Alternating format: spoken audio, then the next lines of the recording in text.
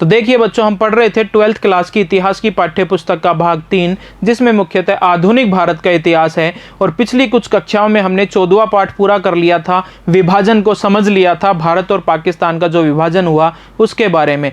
अब हम इस पाठ के कुछ प्रश्न उत्तर यहां पर करेंगे। तो आइए शुरू करते हैं। देखिए पहला प्रश्न है 1940 के प्रस्ताव के जरिए मुस्लिम लीग ने क्या मांग की थी। तो हमने समझा था कि 1940 में मुस्लिम लीग का लाहौर में एक अधिवेशन हुआ और लाहौर अधिवेशन में मुस्लिम लीग के द्वारा एक प्रस्ताव पेश किया गया था। और वो प्रस्ताव क्या था कि मुस्लिम बहुल जो क्षेत्र है वहां पर मुसलमानों के लिए अलग से राज्य बना दिया जाए, प्रांत बना दिया जाए। ये हमने पढ़ा था, तो वो सारा आपको लिख देना है। तो आपको उत्तर को थोड़ा बड़ा करने के लिए ये जानकारी भी लिख देनी चाहिए। जैसे मैंने समझाने के लिए शॉर्ट में थोड़ा सा लिखा है कि मुस्लिम लीग की स्थापना होती है 30 दिसंबर 1906 को ढाका में, जो आज बांग्लादेश में पड़ता है ढाका, वहां पर मुस्लिम लीग की स्थापना होती है। मुस्लिम लीग की स्थापना का उद्देश्य क्या था, क्यों की गई थी? तो ब्रिटिश सरकार का विश्वास जीतकर मुसलमानों के हितों की रक्षा करना। मुसलमान मानते थे कि कांग्रेस हिंदुओं की संस्था है, तो मुसलमानों की रक्षा के लिए भी कांग्रेस जैसी एक पार्टी मुसलमानों की होनी चाहिए। और इस उद्देश्य से मुस्लिम लीग की स्थापना हुई। वो चाहते हैं कि हम मुसलमानों के हितों की रक्षा करें और जो अंग्रेजी सरकार है उसको दिखाएं कि मुसलमान भी आपके मतलब स्वामी भक्त हैं, एक तरह से आपका साथ देंगे शासन में, और आप मुसलमानों के हितों की रक्षा करो, मुसलमानों के हितों में फैसले लो। तो अब हम बात करेंगे कि 1940 के लाहौर प्रस्ताव के बारे में। तो देखिए 1937 में कांग्रेस द्वारा संयुक्त प्रांत में मुस्लिम लीग के साथ मिलकर संयुक्त मंत्रिमंडल बनाने से इनकार कर दिए जाने पर कांग्रेस और लीग के संबंध बहुत अधिक खराब हो गए थे। हमने पढ़ा था कि 1937 में भारत के 11 प्रांतों में चुनाव हुए, जिसमें 7 प्रांतों में कांग्रेस ने सरकार बनाई। मुस्लिम लीग ने बहुत अच्छी सफलता प्राप्त नहीं की थी उन चुनाव में। फिर मुस्लिम लीग ने अपना हाथ आगे बढ़ाया, मित्रता का हाथ आगे बढ़ाया कांग्रेस के सामने कि संयुक्त प्रांत, जैसे हम आजकल उत्तर प्रदेश कहते हैं, वहां पर क्यों ना कांग्रेस और मुस्लिम लीग मिलकर अपनी सरकार बनाए, मिलकर सरकार चलाए। लेकिन कांग्रेस ने इस प्रस्ताव को ठुकरा दिया था, मुस्लिम लीग के साथ साझा सरकार बनाने से मना कर दिया था। और फिर मुस्लिम लीग और कांग्रेस के संबंध बिगड़ गए थे और मुस्लिम लीग ने मुसलमानों की एकमात्र संस्था अपने आप को बताना शुरू कर दिया था और कांग्रेस को हिंदुओं की संस्था कहना शुरू कर दिया था। देखिए आगे, लीग ने इस्लाम खतरे में है का नारा दिया। इसके बाद क्या कहा लीग ने कि इस्लाम खतरे में है। मुसलमानों को समझाया कि कांग्रेस मुसलमानों के हितों की रक्षा नहीं कर सकती। हमने कहा था कांग्रेस को कि मिलजुल कर काम करते हैं, लेकिन उन्होंने बिल्कुल मना कर दिया। मुस्लिम लीग को साझा सरकार बनाने से की बातें ठुकरा दी उन्होंने मुस्लिम लीग की। तो क्या कहा कि इस्लाम खतरे में है और कांग्रेस को हिंदुओं की संस्था बताया। और फिर लीग ने अपना सामाजिक दायरा बढ़ाने की कोशिशें दोहरी कर दी थी। ये इंपॉर्टेंट है। तो मार्च 1940 में मुस्लिम लीग के लाहौर अधिवेशन में यूनियनिस्ट पार्टी के नेता, जिनका नाम था सिकंदर हयात खां, के द्वारा एक प्रस्ताव प्रस्तुत किया गया, जिसमें उपमहाद्वीप मतलब भारत देश, उपमहाद्वीप के मुस्लिम बहुल क्षेत्रों में सीमित स्वायत्तता की मांग की गई। इस प्रस्ताव में कहीं भी पाकिस्तान शब्द या अलग राष्ट्र का जिक्र नहीं था। तो यही मांग की गई थी। प्रश्न अपना यही है कि क्या मांग की गई थी, क्या मांग थी लाहौर अधिवेशन में। तो क्या मांग थी? तो देखिए इसमें मांग थी कि उपमहाद्वीप के मुस्लिम बहुल क्षेत्रों में सीमित स्वायत्तता की मांग की गई थी कि मुसलमानों के जो बहुल क्षेत्र है, जहां पर मुसलमान ज्यादा रहते हैं, उनको कुछ अलग से अधिकार दिए जाएं। देखिए बच्चों अगला प्रश्न, कुछ लोगों को ऐसा क्यों लगता है कि बंटवारा बहुत अचानक हो गया था? बहुत सारे इतिहासकार कहते हैं कि विभाजन बहुत अचानक हो गया था, लोगों को संभलने का मौका नहीं मिला, सरकार समझ नहीं पा रही थी कि हो क्या रहा है। खुद मुस्लिम लीग और कांग्रेस ने भी अंदाजा नहीं लगाया था कि विभाजन इस तरह से होगा, इतनी मारकाट मचेगी। तो हम देखते हैं कि 1940 तक भी, 1940 में अभी हमने पढ़ा मुस्लिम लीग का लाहौर अधिवेशन पिछले उत्तर में, और वहां तक भी मुस्लिम लीग ने अलग देश की मांग नहीं की थी। मांग अभी तक यही थी 1940 तक कि जिस क्षेत्र में मुसलमान ज्यादा रहते हैं उन क्षेत्रों को अलग से प्रांत बनाकर कुछ स्वायत्तता, कुछ आजादी उनको दे दी जाए।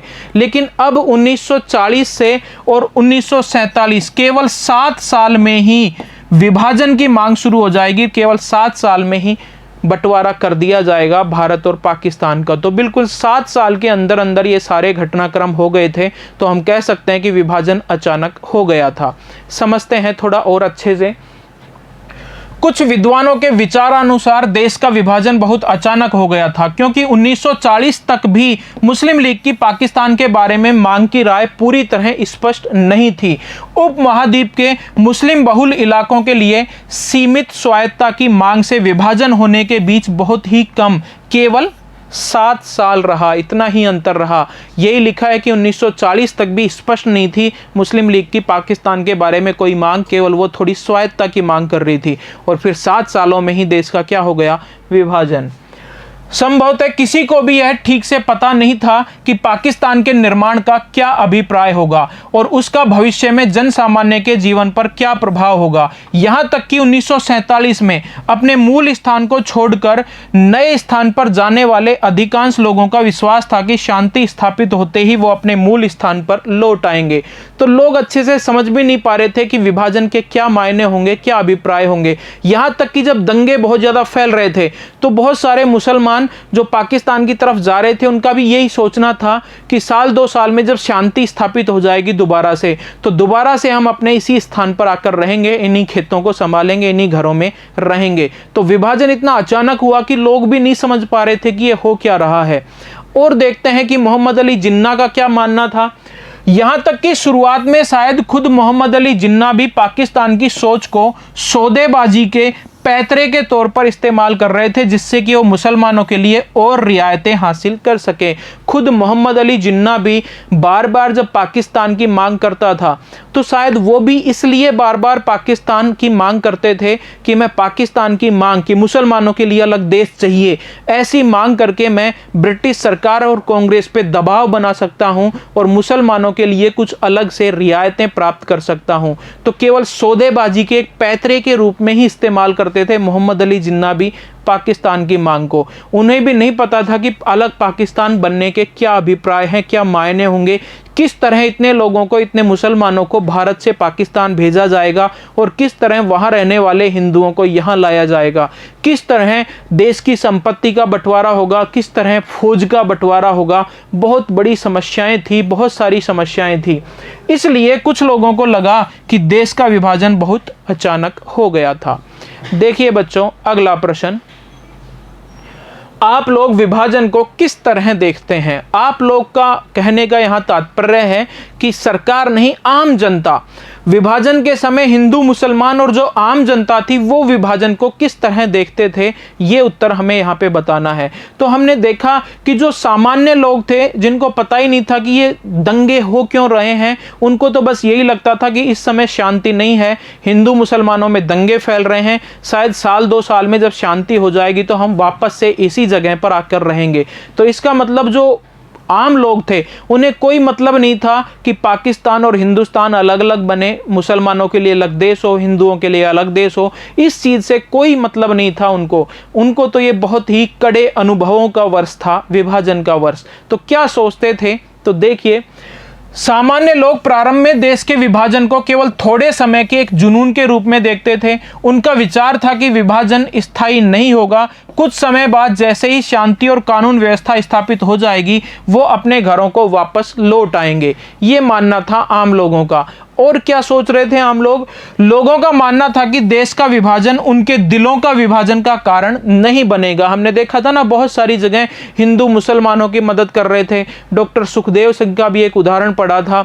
तो वो सारी चीजें वो मान रहे थे कि दंगे फैल रहे हैं, कुछ सांप्रदायिक नेता हैं, जो धार्मिक नेता हैं, वो मारकाट मचवा रहे हैं।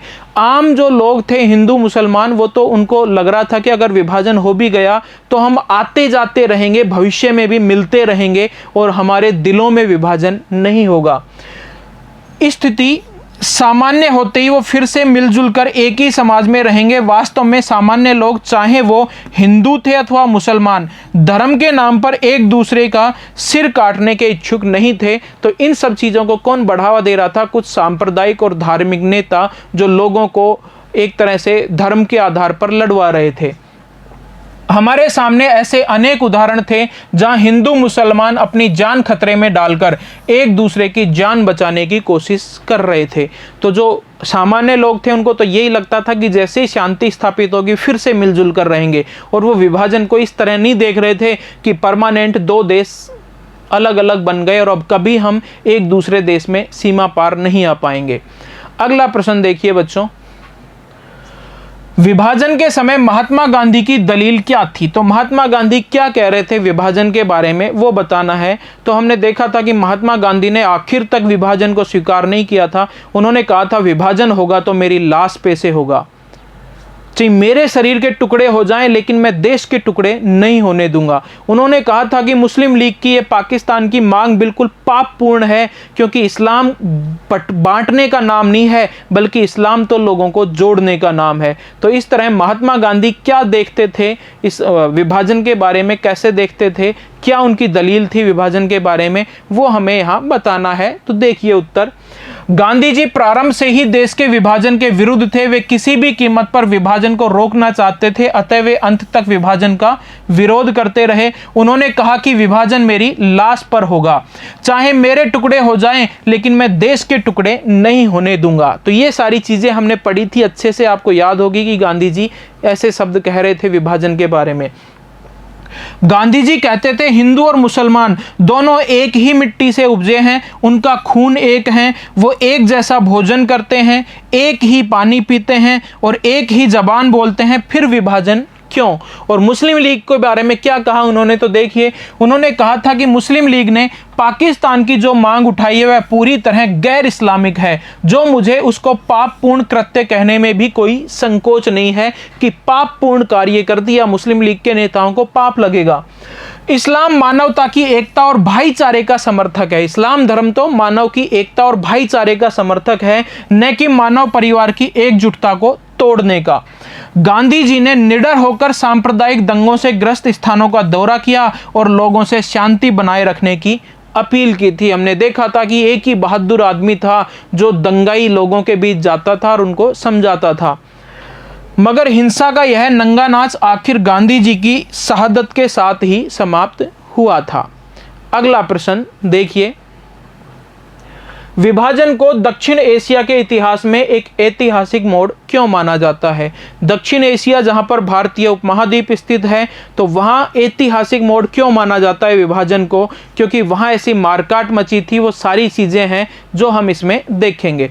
तो देखिए बच्चों, उत्तर इसका, भारत के विभाजन को दक्षिण एशिया के इतिहास में एक ऐतिहासिक मोड़ माना जाता है। निसंदेह यह विभाजन स्वयं में अतुलनीय था। ऐसा कभी नहीं हुआ था इतिहास में कि इतने सारे लोग एक स्थान से दूसरे स्थान पर जाके रहेंगे और वहां से इतने लोग शरणार्थी बनकर आ जाएंगे भारत में। करोड़ों लोग मर गए और करोड़ों लोग ही शरणार्थी बनकर रह गए थे। ऐसा इतिहास में कभी हुआ नहीं था। ये एक अतुलनीय घटना थी पूरे इतिहास की, क्योंकि इससे पूर्व किसी अन्य विभाजन में न तो सांप्रदायिक हिंसा का इतना तांडव नृत्य हुआ था और न ही इतनी विशाल संख्या निर्दोष लोगों को अपने घरों से बेघर होना पड़ता था। ऐसा इतिहास में कोई उदाहरण था ही नहीं। विद्वानों के अनुसार विभाजन के परिणाम स्वरूप 1 करोड़ से अधिक लोग अपने वतन से उजड़कर अन्य स्थानों पर जाने के लिए विवश हो गए। वे भारत और पाकिस्तान के बीच रातों रात खड़ी कर दी गई सीमा के इस पार या उस पार जाने के लिए विवश हो गए, और जैसे ही उन लोगों ने इस छाया सीमा के एक और पैर रखा, वे घर से बेघर हो गए। जैसे ही वो इस सीमा रेखा खींची गई, इससे पाकिस्तान में गए या पाकिस्तानी लोग भारत में आ गए, तो अपने सारे घर बार खेत उनके पराये हो गए। अब उनको तिनके तिनके से अपनी जिंदगी दोबारा शुरू करनी थी। पलक झपकते ही उनकी संपत्ति, घर, दुकान, जमीनें, रोजी रोटी के साधन सब उनके हाथों से निकल गए। जिस जमीन में उनकी जड़ें थी वही उनके लिए अब पराई हो गई थी। लाखों अपने प्रियजनों से बिछड़ गए। किसी ने अपने पिता को खोया, किसी ने भाई को, किसी ने सुहाग उसकी आंखों के सामने ही उजड़ता देखा। महिला के सामने ही उसके पति को मार दिया गया और महिला का अपहरण करके ले जाते थे दंगाई लोग। तो ऐसी ऐसी घटनाएं हुई थी। आगे बात करें, उनके दोस्त, उनके बचपन की यादें उनसे छीन लिए गए। उनकी स्थानीय एवं क्षेत्रीय संस्कृतियों से वंचित होकर वे तिनका तिनकर जोड़कर अपने नए घोंसलों को बनाने में जुट गए थे लोग। विद्वानों के अनुसार विभाजन के परिणाम स्वरूप होने वाली हिंसा इतनी भीषण थी कि इसके लिए विभाजन, बंटवारे अथवा तकसीम जैसे शब्दों का प्रयोग करना सार्थक प्रतीत नहीं होता। हमने देखा था कि उस समय जो लोग दंगों से प्रभावित हुए वो लोग इनके लिए हुल्लड़ जैसे शब्द भी इस्तेमाल करते थे, मार्शल लॉ जैसे शब्द भी इस्तेमाल करते थे। तो केवल विभाजन या तकसीम जैसे शब्द इस्तेमाल करना मतलब ठीक नहीं है। ये तो एक बहुत जबरदस्त हिंसा और मारकाट थी। इसमें कोई संदेह नहीं कि विभाजन के परिणाम स्वरूप जो स्मृतियां, घृणाएं, छवियां और पहचानें अस्तित्व में आई, उनका आज सीमा के इस ओर तथा उस ओर के इतिहास का निर्धारण करने में महत्वपूर्ण योगदान है। ठीक है, तो आज भी उस समय जो हिंसा हुई वो आज भी भारत और पाकिस्तान के जो संबंध है उसी हिंसा से निर्धारित होते हैं। जब भी कभी भाईचारे की बात शुरू होती है भारत पाकिस्तान के बीच, तो वो यादें जिंदा होके आ जाती हैं कि किस तरह तुमने हमारे भाइयों को, मुसलमान कहते हैं कि तुमने हमारे मुस्लिम भाइयों को मारा, और सिख और हिंदू कहते हैं तुमने हमारे भाइयों को मारा। तो आज भी जो हिंदुस्तान और पाकिस्तान के बीच जो संबंध है वो उस हिंसा से कहीं ना कहीं प्रभावित होते हैं। ठीक है बच्चों, हमने यहाँ 5 प्रश्न कर लिए हैं। अगली कक्षा में बाकी प्रश्न अब हम हल करेंगे। आपको समझ में आया होगा, उम्मीद करता हूँ मैं। धन्यवाद।